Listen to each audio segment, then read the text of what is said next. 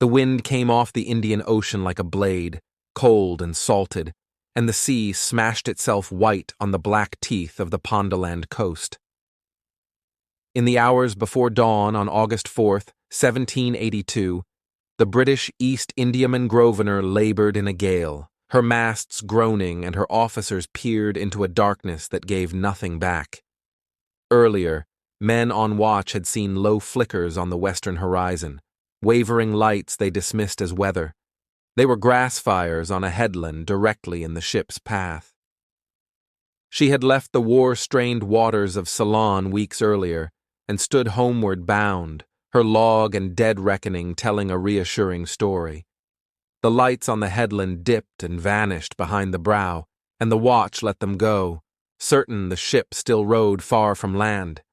At 4 a.m, a seaman thought he saw land. The officer of the watch did not believe him. Everyone on board felt certain they were far offshore. The quartermaster hesitated, then called for the captain.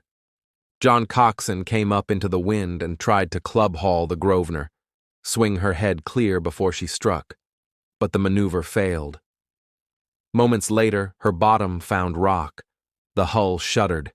In the lurch that followed, men believed they had hit some uncharted island. In truth, they had run hard onto the Pondoland coast north of the Umzimvubu River. The sea did what it always did to a big ship pinned on a lee shore. It broke her. The Grosvenor's back snapped and she split, bow and stern standing like separate islands in the white water. Boats were cut away, spars and casks went over for rafts, and lines were thrown ashore as dawn bled into spray. By effort and luck, more than 100 souls, seamen, officers, women, and children among the passengers, reached the beach beneath the cliffs. The wind still drove water like needles, but they were alive. For hours lines hummed in the surf, while men ferried children on their shoulders and women clung to slings rigged from torn canvas to clear the last rush of water.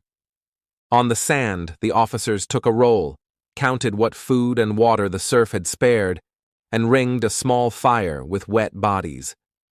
The ship had been homeward bound from the Indian Ocean with cargo worth a fortune in tea, textiles, pepper, porcelain, and rupees, but none of that mattered now. What mattered were casks, biscuit, a few muskets, and powder that had to be coaxed dry.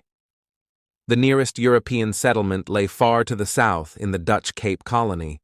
To the north, still distant, stood Portuguese Delagoa Bay. A man from a nearby Pondo Kraal approached and pointed northeast along the shore. One sailor, Joshua Glover, wandered away with him and did not return. Another, John Bryan, later settled among the Pondo as well. For the rest, the choice lay between north and south, and Coxon chose south. He believed they could reach the Cape on foot in 2 weeks. The true distance was nearer to 400 miles. With the surf on their left and the green hills on their right, the caravan set out, wounded men and exhausted families carrying what they could sling. The coast gave beauty and difficulty together, river mouths running brown to the sea, beaches that ended in cliffs, thickets that tore clothing, rain that turned the path to red mud, muskets misfired, powder soured. When they met coastal communities, help came in gestures more than words, milk, meal, a direction pointed with a spear, never enough and never guaranteed. Days became weeks. Groups broke away, gambling on speed or a better line inland. Officers and passengers faltered early under the roadless miles. The strongest hands, sailors used to hard rations, pushed ahead in small knots. They swam rivers with lines and ferried the weaker across. They slept under thorn, drank from seeps, and rose to do it again. Children weakened. Women who had survived the surf now faced hunger and fever. Men counted the biscuits and cut them smaller. Some nights the wind carried the dull boom of surf. Other nights it carried nothing. Their charts meant little. They knew only that the Cape lay somewhere beyond the curve of the continent, and that they were walking toward it on feet that bled. At the wide mouths of the Mzimvubu and other rivers, Floods forced long delays while they sounded fords. They bargained for food with scraps of metal and cloth and, when bargaining failed, with desperation. Some men slipped away to live with coastal people who showed more steadiness than the sea had done. Others lay down and did not rise. What united the living was the arithmetic of rationing: half a biscuit today, water shared from a hat, a promise that tomorrow would be better. By the time spring edged into their calendar, a handful of survivors, salt-burned, thin as wire, walking in torn shoes, reached Dutch farms near Algoa Bay. They had been on the march for nearly 4 months. Their report sent a rescue expedition north along the coast, which found more people in scattered clusters. In the end, only a small number made it to Cape Town alive. 6 reached safety after the long walk, and 12 more were recovered by the searchers. A few of those later returned to England. Many others died on the track or slipped into obscurity along the coast. The official inquiry that followed in the East India Company's rooms drew a map of error. Witnesses spoke of headland fires mistaken for weather and a distance from shore badly misjudged. They spoke of a captain who had judged the march south too lightly, and of officers whose dealings with local people failed at crucial moments. The company's report finally blamed want of management with the natives as much as the reef itself, a cold phrase that meant the castaways had not known how to accept help or keep trust when fear and hunger pressed close. In the years after the disaster, the wreck site lived 2 lives. Along the shore, people gathered what the ocean gave back: cannon, iron ballast, porcelain thick with barnacle, and, now and then, the silver rupees that once paid wages and pepper contracts. Inland, memory salvaged a different cargo. Families kept the names of the dead and the names of the small band who limped to safety.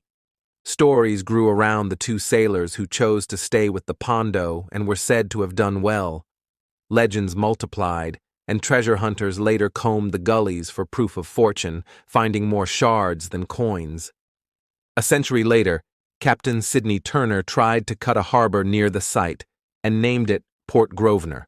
Bureaucracy and politics ended the plan, and the port faded almost at once. The cliff and the gully remained, and the sea went on beating the same stone. On calm days, divers traced timbers and fittings in the surge and lifted a shard of blue and white porcelain to the light. In a museum case, a goblet hammered from recovered rupees sat under glass. A bright curve made from money meant to cross 2 oceans. The Grosvenor's lesson did not arrive as a moral. It arrived as small choices: the quartermaster's hesitation, the order to stand on, the decision to go south instead of north, and the way the sea punished error without spite or mercy. It arrived as the stubborn courage of ordinary hands who hauled people through surf and then walked until bodies refused. Rescue and ruin had lived on the same coast. The difference lay in timing, weather, and how strangers met one another on a hard day. What endured most on that wild reach of South African shore was not the rumor of treasure, but the fact of survival paid for mile by mile. The Grosvenor reached for England and found rock. Her people reached for home and, in 1s and 2s, found farms, kraals, graves, and at last a settlement where a door opened and a man said they were safe. The ocean closed over the rest, carrying the ship's name into the long catalogue of vessels that underestimated a coast and paid in lives. Thank you for listening to the Sunken Ledger. Subscribe for more true stories from the depths.